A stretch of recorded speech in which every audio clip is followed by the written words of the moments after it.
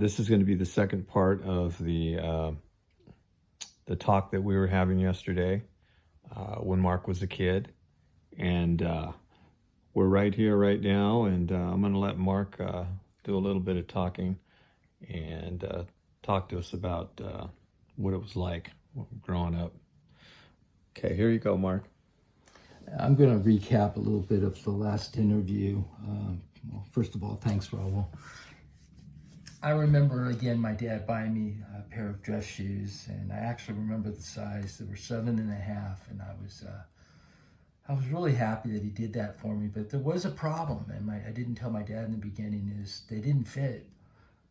The 7.5s were too tight. My dad wanted me to wear them, and I finally told him that they don't fit right.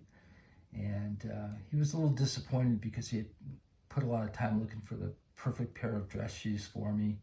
But I never could wear them because they just, like I said a few times already, they were just very, very uncomfortable. So time went on, and my dad would still drink off and on, and he went to his dark room, and he'd get drunk, and a few more times he pulled out the gun, and it was unloaded, but it would click, and he would again tell me and my brother, and he was going to blow our heads off, and then he was going to also blow my mom's head off. And she was scared, I was scared, my brother was scared, and that finally ended, and he stopped doing that, which was obviously, we're grateful that he stopped. He continued to drink off and on, and we got a little older, and like I said before, finally at age 21, I had learned enough. I learned how to fight from learning some martial arts. And I stopped him in his tracks. He came after me, and I just blocked his punches and hit him once, and he dropped.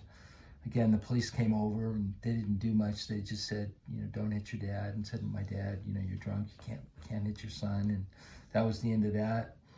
And then the next thing that I really remember that came out is went into high school, and kind of stepped away from the family a little bit, and was hanging around some good friends. In fact, one of my good friends, he just died a few years ago. He died young, and he was telling me that Clint Eastwood's looking good. He used to play golf with, and Clint Eastwood would be playing golf also, and he lived in Carmel, had a home in Carmel, and he belonged to the same golf course that Clint Eastwood belonged to. Clint was 85 at the time, and actually, just so you know, he's coming out with another movie. It's called Cry Macho, and it comes out September 17th. I'm looking forward to it, and the reason I'm looking forward to it is there's a section in there in the trailer. It says that people told me to give up on you, and some of my friends didn't, and I'm so grateful they didn't. And that's pretty much it for this video. We'll go on next time, and we'll talk more about other stuff and go into detail about more specific things. Thanks, Raul. Yeah, Mark, that's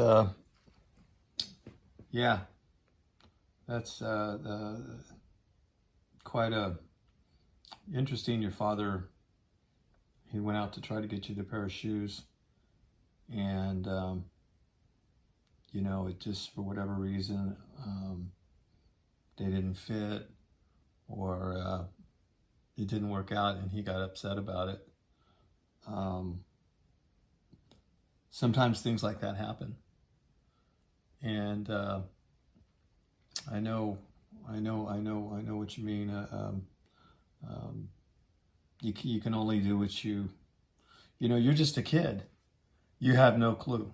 You have no idea that that's gonna, put him in a situation where he's gonna be upset with you. I just wanted to bring that to the attention. Yeah.